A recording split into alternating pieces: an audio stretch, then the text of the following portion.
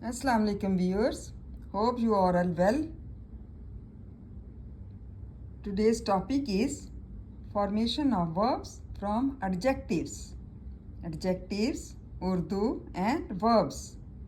Thick, adjective, Urdu घना and verb thicken, गाढ़ा करना. Wide, चौड़ा, bidden, चौड़ा करना. किसी काम के करने या होने को वर्ब कहते हैं या फेल कहते हैं.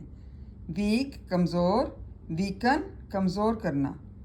श्योर यकीनी, अश्योर यकीन दिलाना. अश्योर कहते हैं इस बात का अश्योर हो गया आपको कि ये सही है. स्ट्रॉन्ग ताकतवर, स्ट्रेंथन ताकतवर बनाना. शार्प तेज, शार्पन तेज करना. प्योर खालिस, प्योरीफाई साफ करना. सैड गमगीन, सैडन गमगीन कर देना. Thank you so much viewers.